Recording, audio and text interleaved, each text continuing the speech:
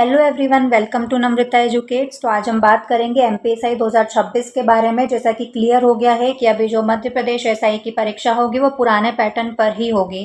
ठीक है, नया पैटर्न अभी लागू नहीं हो रहा है, तो पुराना पैटर्न पर ही आपकी एग्ज़ाम होने वाली है। अगर आप तैयारी करना चाहते हो तो इस वीडियो में कंप्लीट इन्फॉर्मेशन आपको देने वाली हूँ, ए टू जेड जानकारी, जिसमें योग्यता, आयु सीमा, सिलेबस, एग्ज़ाम पैटर्न क्या होता है, सैलरी कितनी मिलती है, चयन प्रक्रिया, सिलेक्शन प्रोसेस क्या रहती है, सब कुछ इसमें आपको पता चल जाएगा।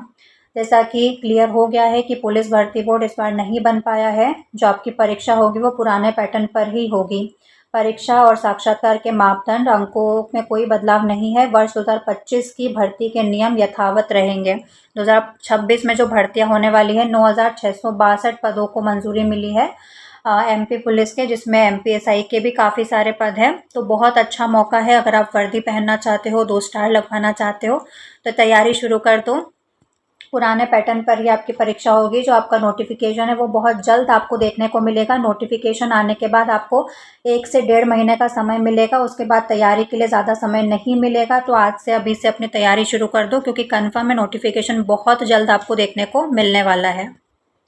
सैलरी क्या रहती है, तो 36,200 से 1,14,800 के बीच आपकी सैलरी रहती है। इतना आपका पे स्केल रहता है। तो बेसिक 36,200 रहती है और स्टार्टिंग में इतनी नहीं मिलती है। जैसा कि मध्य प्रदेश के नियम है कि पहले साल में आपको 70% मिलती है, दूसरे साल में 80%, तीसरे साल में 90% और फिर चौथे साल से आपको पूरी 100% सैलरी मिलना शुरू होती है। बाकी बहुत अच्छी है, इतनी कम भी नहीं है।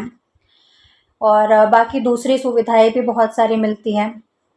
एलिजिबिलिटी क्या रहती है, तो अगर आपने ग्रेजुएशन कर रखा है तो आप इस एग्ज़ाम को देने के लिए एलिजिबल हो। ठीक है, बस ग्रेजुएशन इसमें मांगा है। अगर आपने ग्रेजुएशन कर रखा है तो आप इसको दे सकते हो। एज लिमिट क्या रहती है, तो मिनिमम तो एज लिमिट आपने ग्रेजुएशन कर लिया है उसके बाद आप इस फॉर्म को फिल कर सकते हो। मैक्सिमम एज रहती है 33 साल की।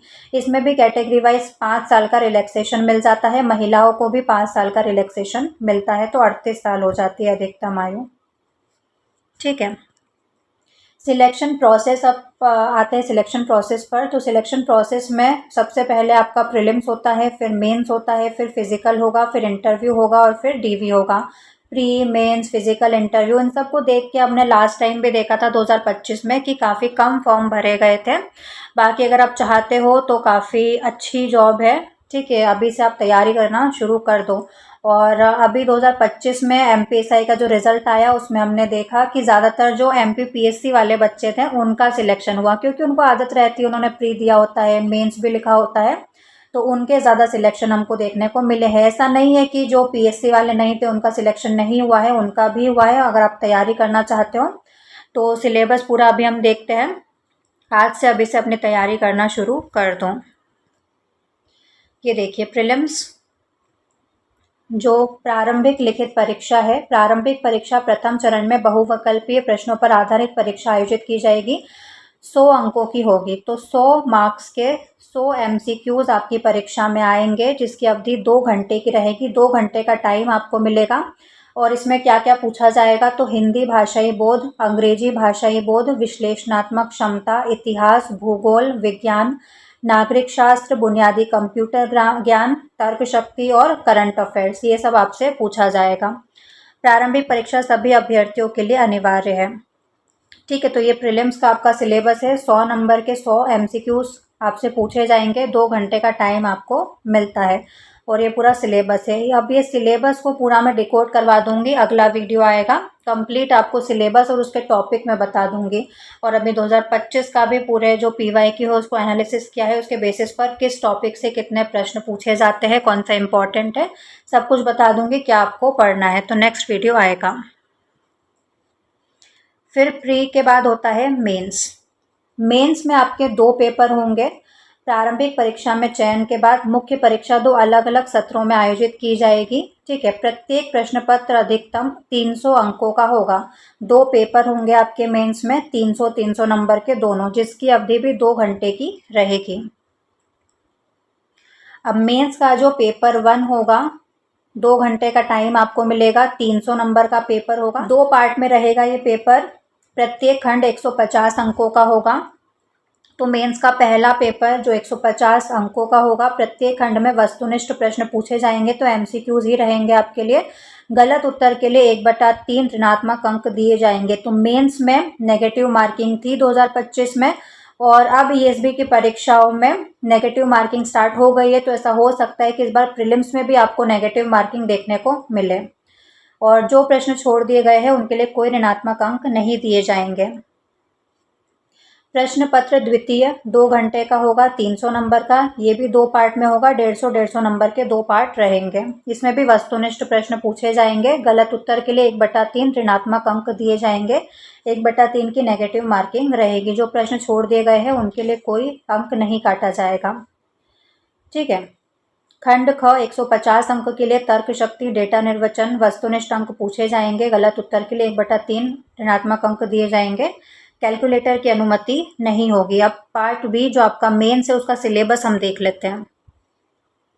तो ये रहा मेंस का सिलेबस।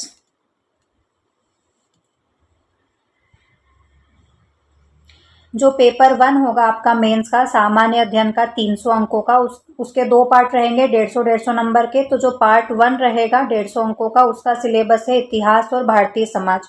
ये पूरा यहाँ पर सिलेबस लिखा हुआ है, आप स्क्रीनशॉट ले सकते हो। भारतीय इतिहास में हड़प्पा सभ्यता, मौर्य साम्राज्य, गुप्त साम्राज्य, हर्षवर्धन, 11वीं से 14वीं शताब्दी में उपमहाद्वीप में आए यात्रियों द्वारा दिए गए सामाजिक जीवन के विवरण, मध्यकालीन भारत की भक्ति सूफी परंपराएं, विजयनगर साम्राज्य, मुगल साम्राज्य, ईस्ट इंडिया कंपनी, भारत में उपनिवेशवाद, 1857 का विद्रोह, औपनिवेशिक नगरीकरण, नगर योजना, महात्मा गांधी, राष्ट्रीय आंदोलन, संविधान का निर्माण, स्वतंत्रता के बाद देश के भीतर समेकन, पुनर्गठन, भारतीय समाज की मुख्य विशेषताएं, भारत की विविधता, भारत और मध्य प्रदेश की जनसांख्यिकी, मध्य प्रदेश की जनजातियों के साथ महिला और महिला के संगठन की भूमिका, जनसंख्या संबंधित मुद्दे, गरीबी, विकासात्मक मुद्दे, शहरीकरण, उनकी समस्याएं, उनके उपचार, भारतीय समाज पर वैश्वीकरण का प्रभाव। इसी पेपर 1 का पार्ट बी, इसमें क्या आएगा, शासन, संविधान, राजनीतिक, सामाजिक न्याय और विधान, 150 अंकों का। इसका सिलेबस क्या है, भारतीय संविधान, ऐतिहासिक आधार, विकास, विशेषताएं, संशोधन, महत्वपूर्ण प्रावधान, बुनियादी संरचना, संघ और राज्यों के कार्य, जिम्मेदारियां, संघीय ढांचे से संबंधित मुद्दे, चुनौतियां, स्थानीय स्तर, तर्क शक्तियों और हस्तांतरण, उसमें चुनौतियां, विभिन्न अंगों के बीच शक्तियों का पृथक्करण, विवाद निवारण तंत्र संस्थानों के बीच होता है। ठीक है, यहाँ पर ये पूरा सिलेबस यहाँ लिखा हुआ है, जो कि आप स्क्रीनशॉट ले सकते हो। मेंस का सिलेबस है ये। और जो पेपर 2 होगा मेंस का, उसका सिलेबस है, उसके पार्ट 1 में करंट अफेयर्स, प्रौद्योगिकी, आर्थिक विकास, पर्यावरण, आंतरिक सुरक्षा, ये सब पूछा जाएगा, जिसका सिलेबस ये रहा। ठीक है, स्क्रीनशॉट ले सकते हो। करंट अफेयर्स वगैरह आएगा, साइंस टेक्नोलॉजी, सूचना प्रौद्योगिकी, अंतरिक्ष, कंप्यूटर, रोबोटिक्स, नैनो टेक्नोलॉजी। ठीक है, भारतीय अर्थव्यवस्था, योजनाएं वगैरह, ये सब आपसे पूछा जाएगा। और इसी पेपर 2 का जो पार्ट बी होगा, उसमें तर्क और अंकों की व्याख्या, आधार संख्याएं, सांख्यिकी अंक, उनके संबंध, प्रायिकता, आंकड़ों का प्रबंधन, व्याख्या, चार्ट, मैथ्स वगैरह के प्रश्न आपसे पूछे जाएंगे। अनुपात, समानुपात, इकाई विधि, लाभ हानि, प्रतिशत, छूट, साधारण चक्रवर्ती ब्याज, क्षेत्रफल, परिमाप, आयतन, तार्किक शक्ति, विश्लेषणात्मक क्षमता, समस्या समाधान। तो ये पूरा मेंस का सिलेबस रहेगा। मेंस क्वालिफाई कर लोगे, उसके बाद आपका फिजिकल होगा। फिजिकल भी 100 नंबर का होगा। फिजिकल भी आपका 100 नंबर का रहेगा, जिसमें 800 मीटर की दौड़ रहेगी, उसमें एक अवसर मिलेगा। 800 मीटर की दौड़ के 40 नंबर रहेंगे। उसके बाद आपका गोला फेंक होगा 30 अंकों का, 3 अवसर उसमें मिलेंगे। और लंबी कूद होगी, उसमें भी 3 अवसर मिलेंगे, 30 अंकों का रहेगा वो भी। फिर आप फिजिकल क्वालिफाई कर लोगे, उसके बाद आपका इंटरव्यू होगा। इंटरव्यू 50 अंकों का होगा। ठीक है, 50 अंकों का इंटरव्यू आप क्वालिफाई कर लोगे तो आपका सिलेक्शन हो जाएगा। फिर आपका डॉक्यूमेंट वेरिफिकेशन के लिए आपको बुलाया जाएगा और वर्दी आपको मिल जाएगी, आपको सरकारी नौकरी मिल जाएगी। तो उसके लिए इस पूरे प्रोसेस से पहले आपको गुजरना पड़ेगा। प्री मेंस की बहुत अच्छे से तैयारी करनी होगी।